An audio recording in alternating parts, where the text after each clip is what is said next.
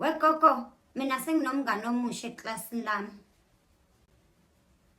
Uthi umema akahlala eduze kwami ngoba mina engazi isingisi eklasini futhi mina ngihlakaniphile ngikutshela.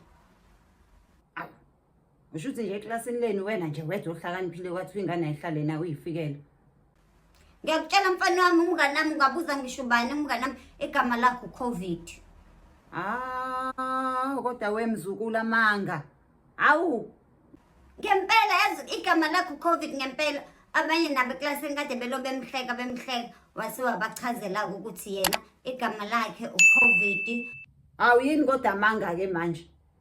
Base bemqamba ngalelo gama belazela ngoba phela umuntu ongangawe abazali babengakazi nokuthi khona into ekuyothiwa iCovid eyofika emhlabeni. Igama lakhe bamqamba ngoba abazali bakhe bahlanganisa amagama abo. Uma wakhe uCorina, ubaba wakhe uDavid base bahlanganisa ke kwase kuba uCovid. Babengazi nabo ukuthi izofika phela iCovid ngitshela mfana babengazi.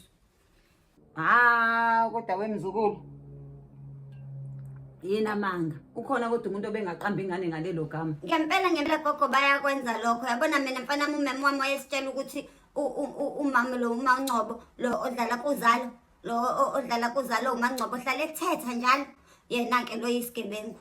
Neke ingane zakhe naye wayiqamba kanjalo ngoba umkhwena wakhe kwakujabulani yena igama lakhe uSisidoni wase wabo ingane zakhe oJada noJaden noJJ noJJ bahlanganisa amagama akhe. Hayi cha ntombi. Bayakwenza abantu. Wazongibhedela mina akekho umzali ongenza leyo nto.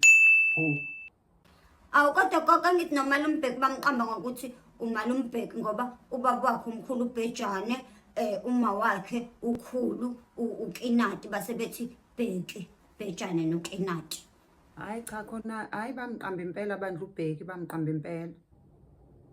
Hayi uyabona ke kushuthi nawe kwakufanele igama lakho kuba ukhuluma ngoba phela uma wakho ukhululiwe ubaba wakho uMalusi kwakufanele ihlanganiswe lawo magama ke nawe ubukhuluma ingakho ukhuluma kangaka. Ngiyaxolisa. Hey futhi kuba kuthiwa kwakukhona ngempela ukukhuluma kuma Olympics ubuzobuya nawo wonke amagolide. Awu hayi angiyazi ingane ekhuluma kanje futhi wena ubuzophuma unumber 1 2 3 ubuye nje nazo zonke izindondo zokukhuluma. Hayi engabe wafuza abani ngempela ngoba phela cha hayi awufuzanga mina. Awufuzanga mina. Please subscribe to my YouTube channel for more videos. Subscription is free. Mahala.